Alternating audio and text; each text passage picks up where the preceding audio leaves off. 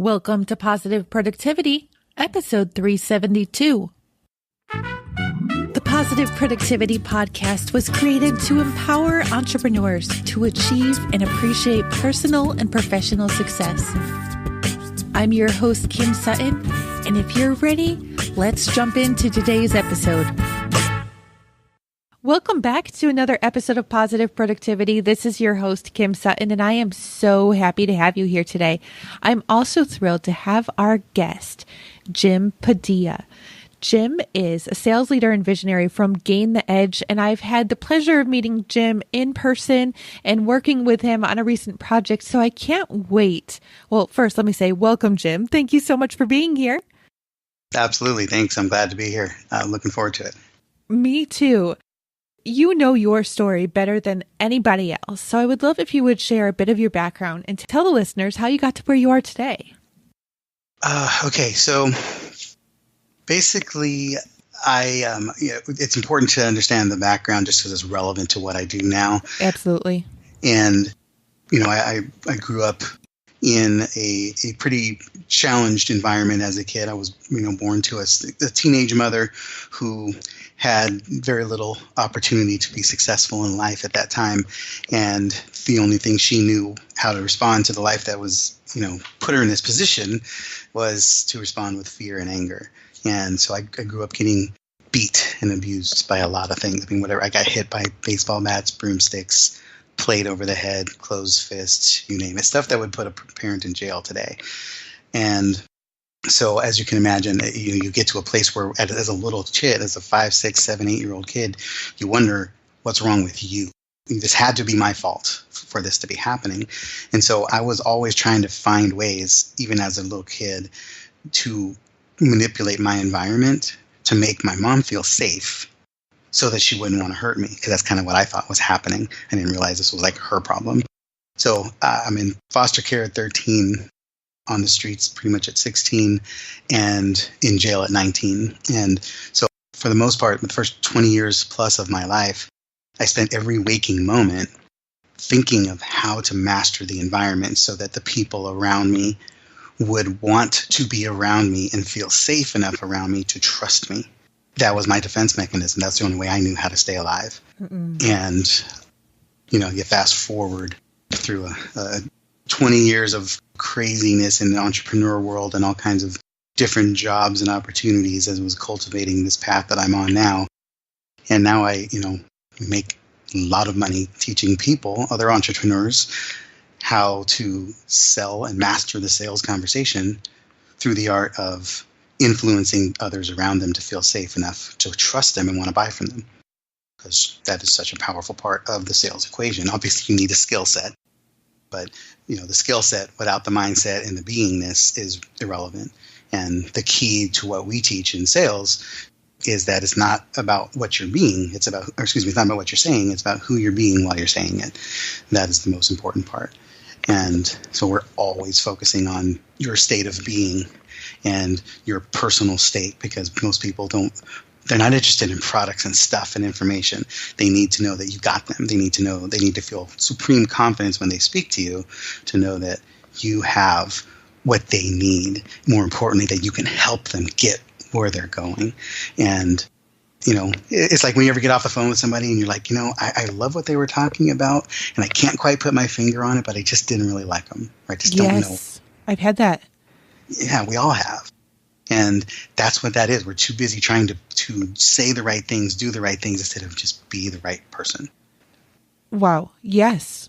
That's why over the course of the positive productivity journey, I've gotten over my fear of bloopers. And that's why there's more being left in, because it's not about being perfect. I mean, Jim, you heard it at the event we were just at together several times. Positive productivity is not about perfection.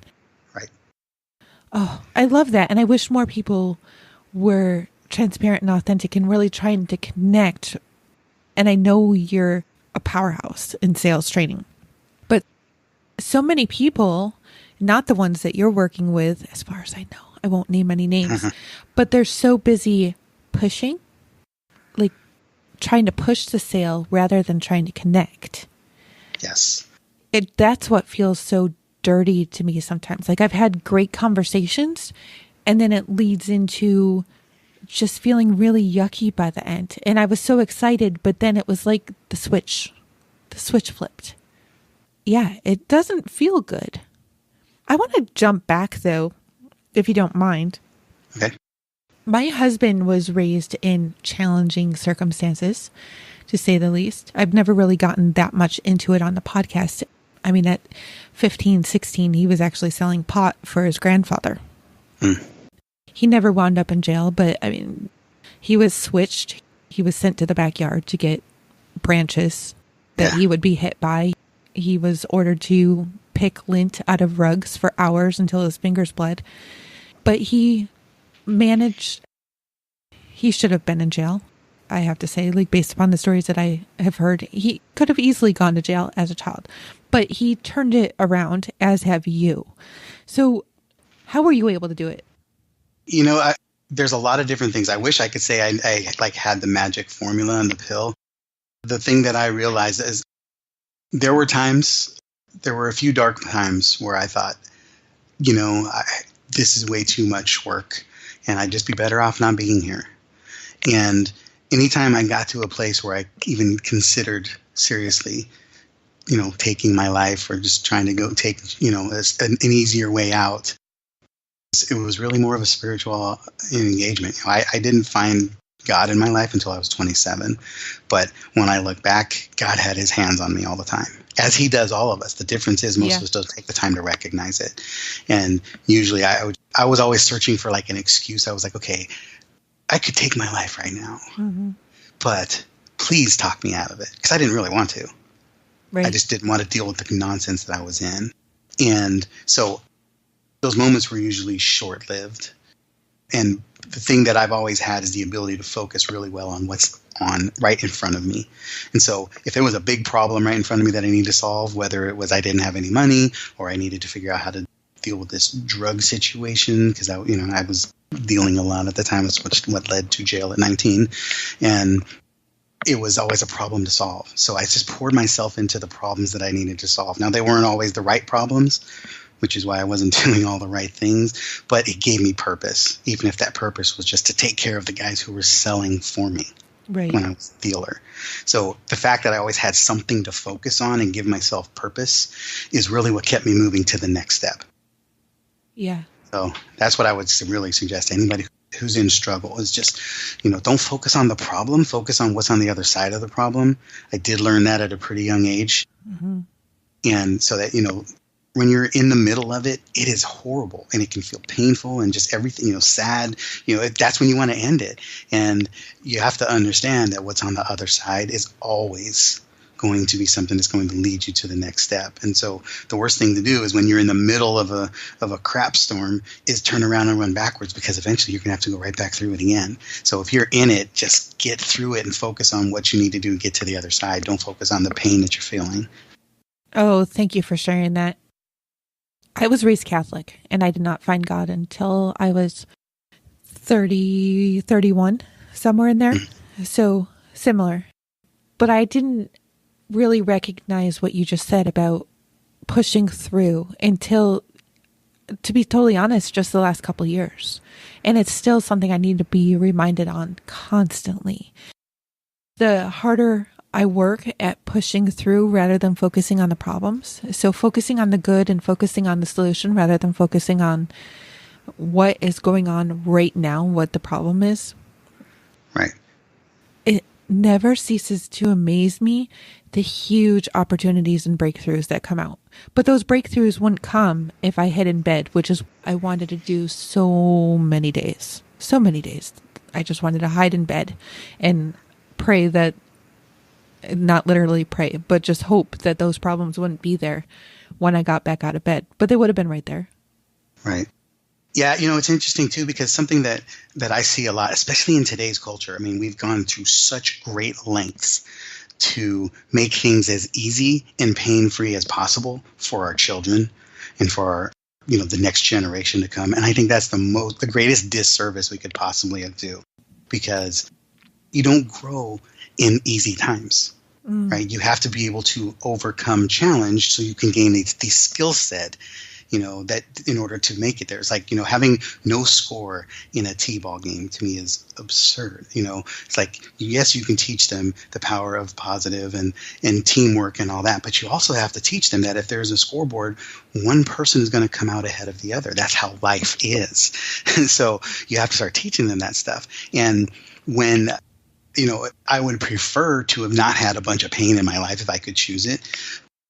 I started learning that I could handle anything, that it wasn't going to kill me. It was only going to, cause me some discomfort, and I could survive it. So then I stopped worrying about the pain that was coming and just really focused on what was going to be on the other side of it, because I realized that it didn't kill me. And I went through some very trying stuff. So the stuff, if it didn't kill me, then I didn't have to worry about it. I could just focus on what was going on. How do you feel about the expression, what doesn't kill you makes you stronger?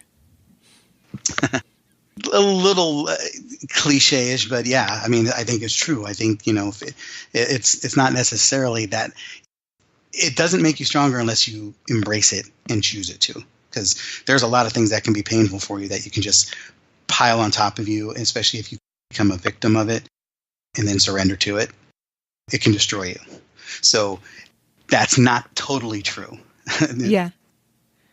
But understanding that when there is a pain, it's, we're supposed to pay attention to it, right? I got a friend who owns a mechanic shop, and he was telling me a story about somebody who brought in their car because their warning light, the idiot light, burned out. And he said, that's a problem. He said, that should last. He said, your idiot light should never burn out, because the moment it comes on, you're supposed to go do something about it. And I thought, what a powerful analogy for life, right? When we start embracing pain, most of us just keep enduring it. And then instead of going, oh, there's pain here, that means there's something I'm supposed to look at. What should I be doing about it? And instead we deny it or ignore it or pretend it's not there or make all kinds of crazy stories in our mind so that we don't have to deal with the pain or the source of it. You just inspired a future solo episode. When the idiot light burns out. Stay tuned, listeners. It will be coming up.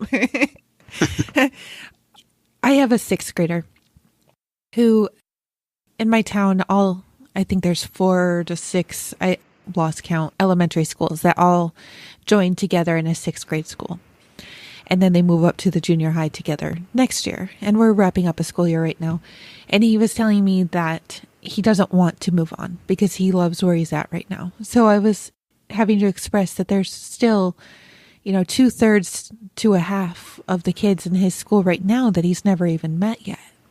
He's like, I know, but I like the kids that I'm with right now. So I was like, well, do you know what comes out of staying in your comfort zone? And we've been watching The Greatest Showman over and over. It's my favorite movie right now. Have you seen it? I have not.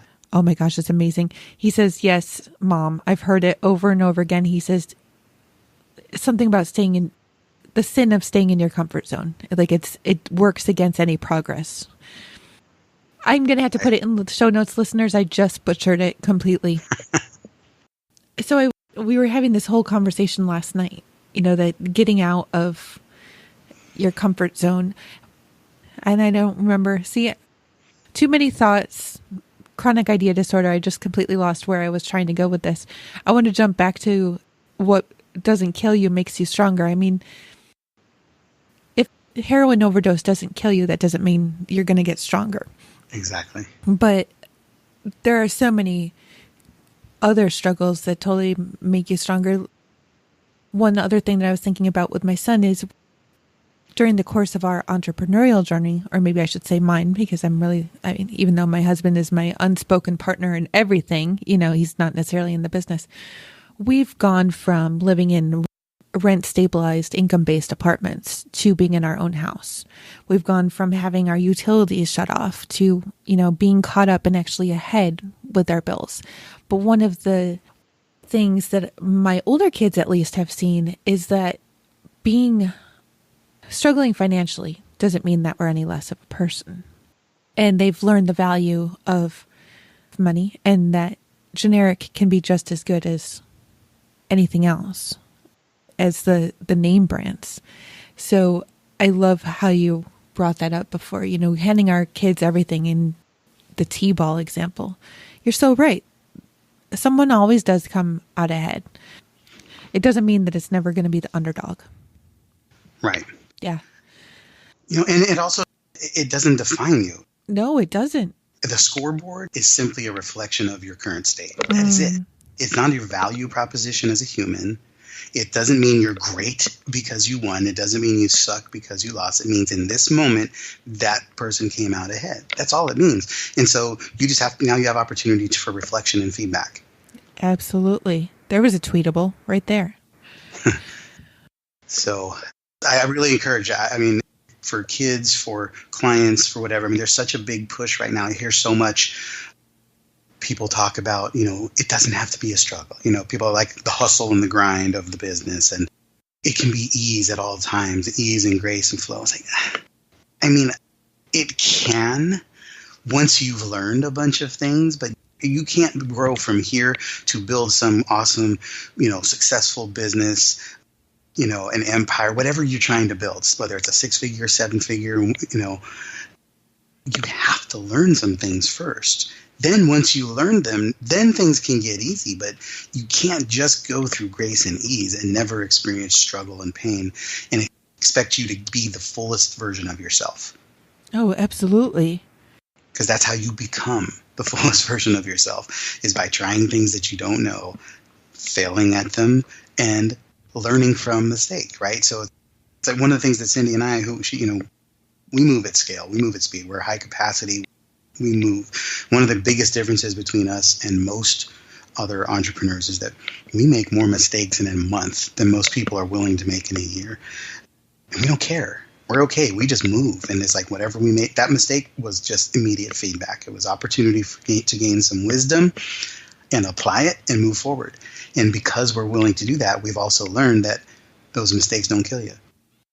I have to share with you that after you and I chatted a couple weeks ago, and that was off, it wasn't recorded, listeners, but Jim had brought up, how a lot, I think this is how it came out, there's big entrepreneurs who are, making a lot on their launches and on their products that they're selling, and they don't get wrapped up in the mistakes that happen. They just keep on pushing forward.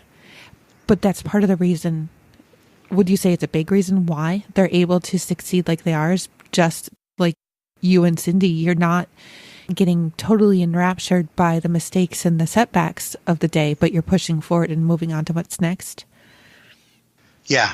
It's interesting because when, with our done for you services, we typically work with 7-figure and bigger clients. And the only reason for that is, volume helps, but the main reason that we do this is because by the time you've reached 7 figures, you probably have a team to support you. You've probably been through a certain level of personal growth that little things don't freak you out, and you don't operate in this crazy urgency overreactive mode.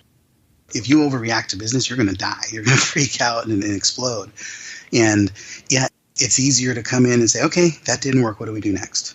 Or this didn't go the way we wanted to. What do we need to change? How do we pivot? It's like there's so much, you can see things so much more clearly and make more effective decisions in that moment.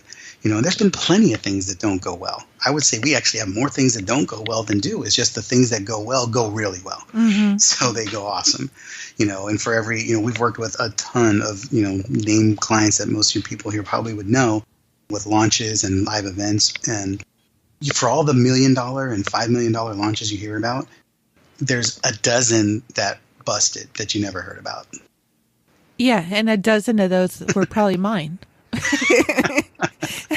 I mean, no joke, because what I found that I was doing was I wasn't getting out there and connecting.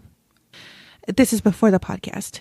I was staying off the radar because my life wasn't perfect and I didn't think I could share what wasn't going perfect, right? I didn't realize positive productivity is not about perfection.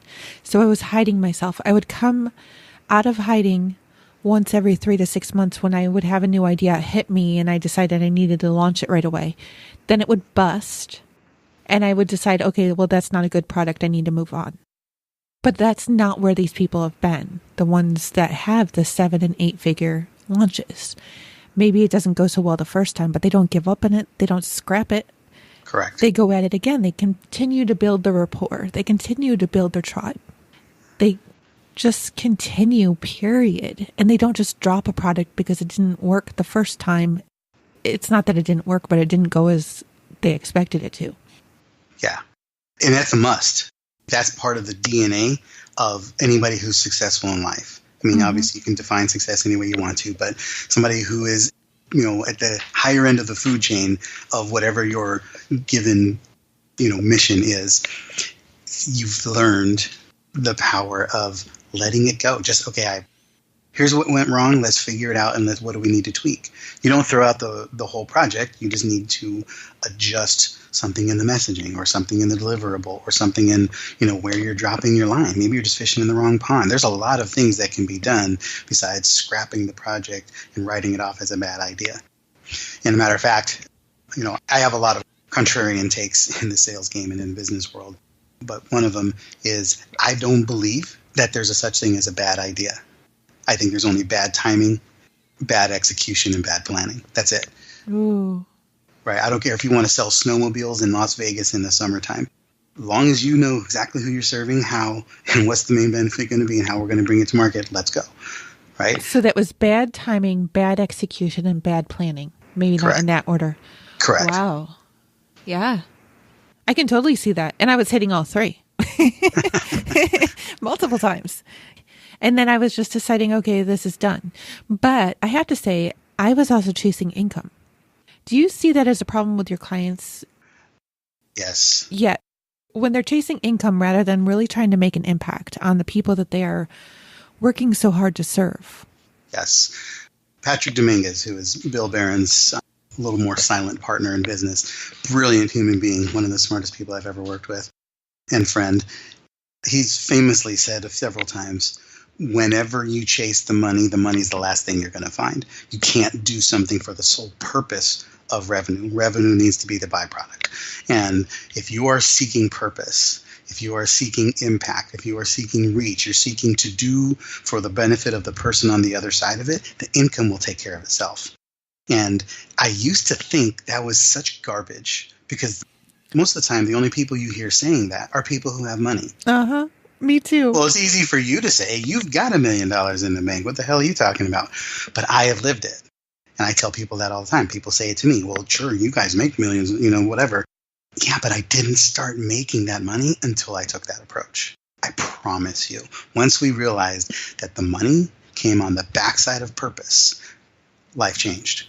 Now I'm just all about helping people achieve their purpose, helping people step into the greatest version of themselves. And one of the greatest gifts that I was ever given was this crazy childhood and upbringing that I had, because it taught me that everything is overcomable. So the best thing you can do is have me as an ally in your side, because if you start trying to say, oh, that won't work, I can't do that, I will never, ever buy that excuse from you. Right? Because I'm here to help you see through that and get to the other side of it. And especially with our sales training clients, with our outsourced stuff, it's a different ballgame. When we work with sales training, we're usually working with people who are up and coming, like trying to get that first 6 figures or maybe cracking the next level. And it's a lot more individual strategy work. How do you master the art of the sales conversation? And, for me, it's all about truth telling. And we help people to stand in the truth. The truth, not their truth, because their truth, I can't stand that terminology, right? Their truth means it's subjective, which means there really is no truth. But if you can stand in front of somebody and be just nothing more than a mirror to reflect the exact truth, this is what's going on in your world. I'm the expert, and I'm seeing that what you're telling me, this is your situation. If you don't solve it soon, there's the dead end you're falling towards, or there's the cliff you're going to go over, and it's up to you what you're going to do about it now. It's no different than if you stood in front of a bathroom mirror and if you got green stuff in your teeth and your hair's messed up and your fly's open, the mirror is not going to sugarcoat it. It's going to tell you exactly what's going on. It's going to say, hey, your hair is messed up, your teeth look funky, and your fly's down. But now you have to choose what you're going to do about it. Right? And to me, that's all the sales conversation is. Wow. It's you being the advocate and being the reflection of everything that's happening to them. And our biggest problem is we want to be liked. We don't want to feel pushy. We don't want to feel all this craziness. Instead, so then we start serving ourselves and our own fears instead of serving that person. And to serve that person means, I don't care how uncomfortable it feels for you. You have to tell them the truth. Jim, I already shared a little bit in this episode, and listeners, you may have heard this in previous episodes, but in July of 2015, I was chasing income. I would say up until July of 2015 and no, 16, sorry, July of 2016. For 3+ years in my business, I had been chasing income, and every single month we were facing disconnect notices. We didn't know how we were going to buy food for our family. I mean, I got back to work immediately after my 3 youngest because we were literally on zero going to the food pantries. And that was so painful. And then in mid-July of 2016, I was suicidal, laying in bed, just wondering, when is this going to end? And I was praying, please help me not feel these thoughts about wanting to kill myself, because I love my husband. I love my family. I can't do this to my family by leaving them. And I had an amazing experience. I'll just leave it at that. I'll put a link, an article about it in the show notes. But within literally a day, I was shown through new mentors that were introduced to me from conversations. And those conversations were me being totally transparent about how I was feeling. I was shown how income was not the priority. It needed to be impact. And by the end of that month, my income quadrupled. And I know, listeners, you might be like, what? And even like what Jim was mentioning earlier, I was doing the same thing. I was looking at the 7 to 8 to 9 figure, business owners thinking, yeah, it's really easy. When you have lots of money, it's really easy to say you want to focus on impact rather than income. But we went from me being the sole breadwinner, making $2,000 a month with a family of 7. You do the math, you figure out how that doesn't work, to it quadrupled. And I'm in Ohio, I'm not in California, so $8,000 in a month. Well, $8,000 a month, I think anywhere is... It's a good living. Yeah. It's respectable. It gets you where you need. It's high above the median. Yeah. And it gets you a little bit more choice. Yeah. But that was huge. And I was like, okay, maybe I'm onto something. And then it continued. Yes. And I'm not saying that it stayed up there. I'm not saying that it hasn't gone above. I've definitely had the months where it's not been there. And I'm not saying, we've had disconnect notices since then. I'm going to be totally honest. We've had those points of struggle. But those points of struggle have come when I've slipped off the impact path and I've been chasing income again. And when I find my way back, it all turns around again right away. Yeah. And the other thing, just because I'm sure there's a lot of people who are in a similar situation, maybe they had that first $8,000 month or 6 or hit that 10,000 figure one time and they haven't been able to figure out how to get there. It's important. Those milestones matter only because of proof of concept. Now you've shown yourself, I know how to do this. Now you just have to, get back to the basics of what got you there and shave everything else off of your table. What we tell clients all the time in our sales training is until you have a full roster of clients, you have one job, that is finding clients. Stop building your logos and your websites and everything else. Get out and, do everything you can to get in front of clients and fill up your calendar with strategy sessions. I don't care what your conversion rate is, 10%, 90%. Bottom line is you have to have conversations. You just by simple fact of having high quantities of conversations, you will automatically get better, even just because you're just going to learn the hard way, even if you weren't working with a mentor. But you can't get better if you're having one conversation a week or 3 a month or something crazy. Get in front of as many people as you can, have as many powerful conversations as you can, and take action and watch the growth happen. But figure out the things you did to be successful and just replicate it. And you'll find out it's usually nothing to do with adding more. It's always to do with removing more. Just get simple. Oh, I love how you brought that up. Like the logo and the website. I had a conversation with somebody last week who's been having more conversations with her web developer than she has with the market that she was trying to serve. Yeah. And I asked her, I said, what's your sales funnel? And she says, I don't even know what that means. I said, how are you even beginning this conversation? And it's somebody who's about to get out there and start guesting on podcasts. I said, what are you going to offer people when you go on to podcasts? Where are you taking them? She's like, I don't know. And I just shook my head. And I said, well, how are you building your list? What do you mean building my list? Your email list. How are you going to market to people who need you in the future? I didn't know I could do that. Right. And I said, okay, stop. Just stop. I mean, when you don't know, we have to back it up. I told her, what is your end product that you're trying to get to? What's the highest level you're trying to serve at? And then back it out to the beginning. And over 46 minutes, and I know that because it was timed, the whole thing was developed, and there was so much clarity in how this person can help the world, or at least her particular demographic. Oh, I just gave it away to her. But there was so much clarity, and she knows how she's going to impact people now.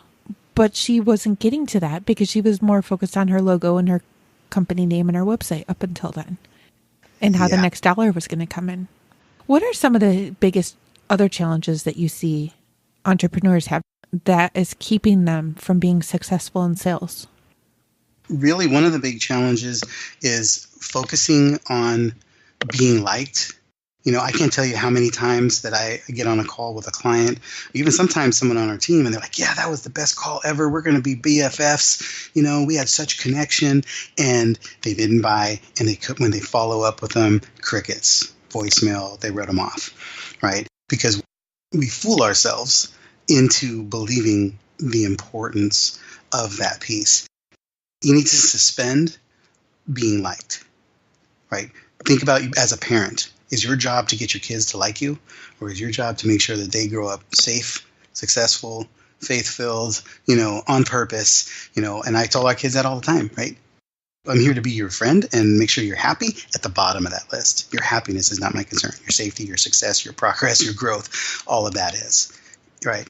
And it's the same thing with the clients. I'm not here. I don't care if you like me. I care if you respect what I'm sharing with you, and that if you feel more empowered after we talk because of the truth that I put in front of you. That comes from you being crystal clear with who you serve, what you do, and how you can help get there, and not straying from that. You have to know your purpose. You have to know what you do for people. You have to be crystal clear on what you can do for them and who you should be serving. Right? This stuff is vital. You need to do that. That's like 101 before you get going. That stuff will kill you in the sales conversation. The other thing that we touched on earlier is being focused on, you can't show up with commission breath. You have to, and I realize it's a difficult task. Even if you have no money in the bank, you have to show up only for the purpose of that person being served. And that requires a process, right? So you need to figure out what is your process. We teach people a pre-call process. Our calls start 15 minutes before the call and they end 15 minutes after the call because we have a pre-call process and a post-call process for every call. And because I literally show up to every single call that I'm on, believing fully that I am about to potentially change your life. And I take it that seriously. Now, does every call go like that? Of course not, but I'm prepared for it. And you have to be. You have to know that that's the goal. If you are 100% focused, getting yourself present and focused on the outcome of the other person, you'd be amazed at how much they'll buy into what you're doing. But when you show up, it's easy to say it and give it lip service. But you have to get to that place mentally and spiritually. And I hate to turn this into a woo-woo conversation, but it's real. You have to be in that place where you're totally okay if this person doesn't buy from you because you're not here for that. Yeah, and that's taken a huge amount of time for me too. I used to get so bummed if somebody didn't buy from me. I lost a client last week, and it was because I hadn't responded over a weekend to a Skype. They weren't mid-launch. It wasn't anything like that. But I see another big obstacle for entrepreneurs falling into the being at the beck and call of their clients all the time. Yes. And I'm not saying, you and I just worked together on a launch. During those crazy, busy, don't sleep as much as you want launch periods, at least for me, that's my exception. I need to be ready to address a technical issue. But during the rest of the time, if I am readily available I mean, I'm not selling insurance services that, take care of your car or home in the case of a disaster. That's not me. And I would love to know if you disagree with anything that I'm saying. But by making myself readily available 24/7, I feel like the demand, I'm belittling my value. Yeah. Is that wrong? No, I agree wholeheartedly. I was actually just in a group discussion and a mastermind about this yesterday. And they were talking about being, somebody who sent out an autoresponder to their client that said, here's the hours I'm available. Here's how you can reach me in case of an emergency. Here's what constitutes an emergency. And there was a lot of debate. They were like, how dare you automate that? And I'm like, that's incredible. That's about boundary setting. Good borders. What is that we're saying? Good fences make great neighbors, right? When you know where do I begin and you end, life is clear. And you teach people how to treat you. Anytime if people are calling you at midnight, it's because you've told them it's okay to call you at midnight. Whether through body actions, whatever, you've trained them that that's okay. We have 3 daughters who are all raised right now, but, always guys were always calling, right? Dad's worst nightmare. Yeah. And, our youngest daughter she had this guy who would call her. She'd be on the phone at 11 o'clock at night. And the rule in our house was phones are off and downstairs in the basket at 9 p.m. And she's like, but Dad, he keeps calling. I said, Megan, he only calls because you answer. The moment you stop answering at 11 o'clock at night, he'll stop calling at 11 o'clock at night. Simple common logic. And whatever you got to talk to him about tomorrow can wait, right? So if you tell people, this is how I work, this is how you get the best from me so that I can be the best for you, they'll understand it and they'll go. And if you anticipate emergencies, give them an outlet to be able to find you and get those. But you have to set it up so that you're strong. And here's another key piece. This is something that's interesting. And I'm sure, there's controversial opinions on this one. I don't set up my availability based on what my client has available. I set up my availability based on when I can do them the best good. So if I'm at my best before noon in the morning, then I want to set it up so that my one-on-one time with clients is before noon. Even if it means it's 8 p.m. for them. And I've had plenty of clients who will do that. They'll get up and they'll call me at 8 p.m. their time to make sure they can get me at 10 a.m. my time because they know that's when I'm going to provide the greatest value for them. I love that. I mean, I have, I've started turning my Skype to unavailable during the weekend. And I don't respond to emails, except for, those launch circumstances where I really have to. But I am not available. I am for my family. And I want my clients to be about their family as well. If I'm not helping them get back into their personal life, then I don't feel like I'm doing an adequate job. Right. So thank you for sharing all of that. I had another point, but then I had a brain fart. So excuse me. I also have to say, I love the basket idea with the phones. So thank you. Yeah, it's a must. It drove me crazy. We were really focused on keeping the kids in our house. So we always had a pool. We were always the house where everybody came to. That way we knew what our kids were doing. And this was when MySpace was in, right? And our daughter comes in. She's in the bedroom with 3 of her friends. So there's 4 13-year-old girls in a bedroom, dead silent. I was like, what's going on in there? So I come in, I open the door. 4 of them are sitting on the bed, texting. There was 3 laptops and 4 cell phones working. They were texting and MySpacing all kinds of people, and none of them were talking to each other. And I lost my mind. I was like, no, this is not going to happen. I said, you are here. You will talk to each other. I grabbed the phones. Went and grabbed a basket. I said, put the phones in the basket. Put the laptops in the basket, or I'm taking y'all home right now. So you talk to each other. And then the basket became the basket. So for the rest of the time, every time the kids came to our house, they knew they put their phone in the basket. You were here to hang with us. You were here to hang with you were present. And it changed everything. So all the kids knew, go over to the Padillas, hey, you got to put the phone in the basket. And the parents loved it because they knew that at least I was going to keep a little bit of boundaries on their kid, even if they weren't. Yeah. No, that's absolutely amazing. I am adopting that. Last night, I sent my son to bed, and an hour later he comes up and he wants to know what the Wi-Fi password is for his phone. He doesn't have active phone service because he wasn't living up to his chores. So, listeners, if you're a parent and you don't want to get into a contract on your kid's phone in case they don't live up to their end of the bargain, I just had to, this show is not sponsored by it, but I had to give a plug out to Straight Talk because it allows me to turn off his phone anytime that he doesn't live up to his end of the bargain. I was like, Jacob, I sent you to bed an hour ago. Why are you trying to get onto Wi-Fi? Well, I need to set my alarm. I was like, you don't need Wi-Fi to set the alarm on your phone. You have an alarm clock. So why don't you just leave your phone up here and set your alarm? Yeah. I was like, Jacob, I know why you need Wi-Fi, and no, you don't need Wi-Fi. Exactly. In our pre-chat, you brought up win-win. And listeners, I asked Jim if I could bring this up because it just struck such a chord with me. Could you share that bit of our conversation with the listeners? Because I think it was just so big that it deserves to get shared. So the win-win philosophy, I mean, I think if we all had $1 for every time we'd heard it, we'd probably have $1 million, right? It's everybody, win-win, win-win. And I totally understand the intention behind it. The problem for me is that win-win implies equality. It's like, okay, I'm going to give this, you're going to give that, and we're both going to come out okay. I don't believe in that because, first of all, no two people are equal. If you and I are going to do a win-win, one of us is going to have to compromise, if not both of us, just to find out where can we get to an equal state. I don't want to do that. If I give less of myself, then you're not going to receive what was intended.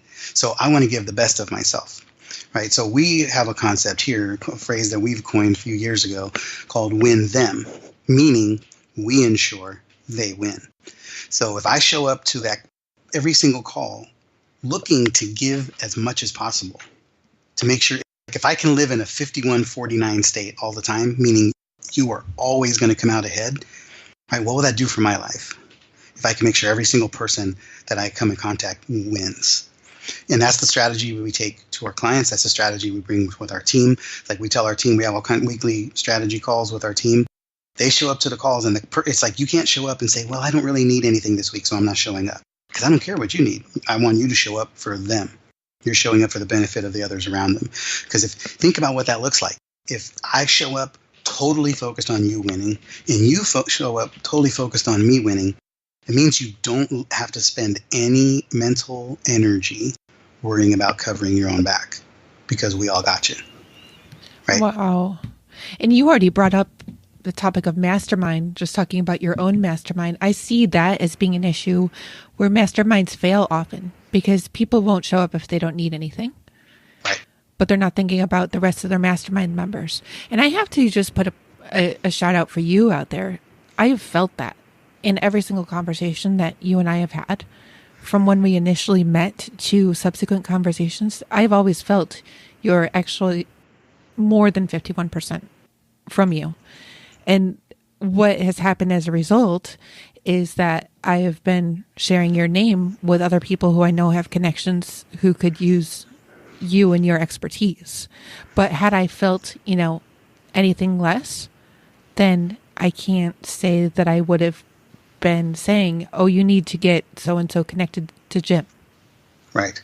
And it's become a default mode for me.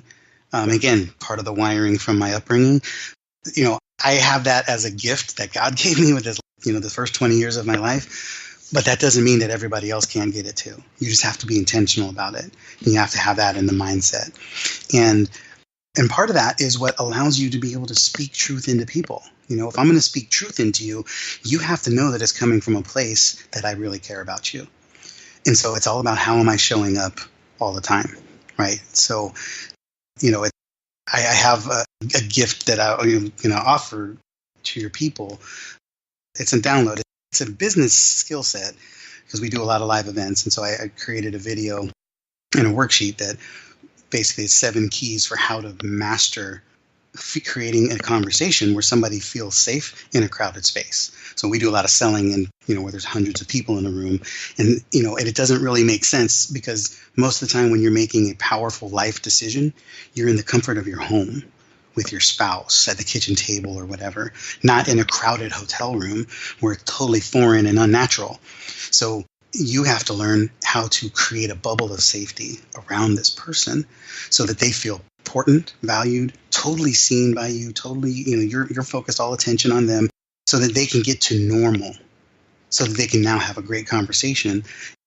And that doesn't just apply to sales. That is anything in life. If you're selling an idea, if you're getting your kids to, having a difficult conversation with your teenager, whatever. And so I think this will be really helpful for everybody who's listening. And we sent you the link, but it's at gaintheedgenow.com/7keys. And that Gain the Edge Now, that's our company. It's Gain the Edge, GAINTHEEDGE, all spelled out. And go check that out. See how you can apply it to yourself. But that is what's going to give you the ability. If you start learning those skills and imparting them, you'll start seeing your relationships change. My marriage has thrived as a result of both of us being master salespeople operating this way, because we don't try to overpower each other, even though we're both very high, high achievers. We are always looking out for the benefit of the other person, and we're both completely willing to speak truth into each other. Oh, I love that. I wish my husband and I were closer to you, and yeah, that's how we are as well. I shocked the heck out of my husband when we first started dating. I would get up and go to the kitchen, and I would ask him if he wanted anything. Do you want a soda? And he just looked at me totally confused the first few times. Wait, you're asking me if I want anything? Well, yeah. And listeners, I have a quick, post call. Just thank you for being here with guests. Is there anything I can help you with? And it amazes me how I often get shocked responses. Wait, but you just had me on your podcast and you're asking me if you want, or if I can help you with anything, or if you can help me with anything. Well, yeah, this is about building a relationship. So I love that. Say the link one more time and we'll put it in the show notes. I know I have it, but I know somebody wants to go and get it right now. Yeah, please. It's gaintheedgenow.com/7 and it be there for you. Enjoy it. We'd love to hear some feedback from you on it. Anything when you're implementing it. Guarantee you, even if you just focus on one at a time, don't try to master all 7. Just get them into your field of awareness, and then pick one at a time and just start practicing it on people. If you're in business or in life where anything success in your life is dependent upon you influencing other people to take action or make decisions, this is a skill set you need. You need to master it. Start practicing it everywhere. Right? Oh, yeah. One of the ways that I started implementing this stuff is I used to be the person who would pay at the pump, and I started changing that. And I started going inside, because then I had to have conversations with people. I had to talk to people. This automated world sometimes prevents us from that. And go out and engage people. Find out what a random stranger wants to do and why they want to do it. And what's the consequence if they don't do it? And what's in their way of getting it? And then who can you introduce them to help them get it? Just start practicing that, and you'd be amazed at what people will come back to you with. I absolutely love that. I mean, just going to pick up my kids from daycare, I've heard conversations. And this is going to make me sound like a horrible eavesdropper, but I've been able to add value. I've heard parents say, I just lost my job. But by being around people, I've heard of other people who are hiring, and have been able to just, get a quick Post-it off the desk and say, hey, call this person. And it's another one of those situations where they just look at me shocked of, wow. I mean, you can be somebody else's angel today if you just get out of your comfort zone and start interacting. Very much so. Absolutely. Yeah. Jim, this has been absolutely amazing. Listeners, I want you to know that all of Jim's links will be in the show notes, including the 7 keys at thekimsutton.com/PP372. But again, Jim, thank you so much. Every single conversation that I have with you is an absolute pleasure, and you blow my mind every single time. Thank you. I'm honored. Do you have a last piece of parting advice or a golden nugget that you can offer to listeners? Yeah. Here's the thing that I would say is the most important is nothing is as influential as the truth and as being yourself. Nobody will buy anything from you if they don't buy you. So please just Don't try to master somebody's process or try to be somebody who you think is super influential, because then you'll be taking yourself out of being yourself. And people are going to buy you before they buy anything else. So just be as naturally yourself as humanly possible, and people will love you for it. Thank you for tuning in to this episode of the Positive Productivity Podcast. When I'm not podcasting, I'm supporting 6 to 7 figure business coaches with their marketing automation and entrepreneurs like you through my coaching and mastermind programs. I want to invite you to visit thekimsutton.com to learn how I can help you take your business to the next level.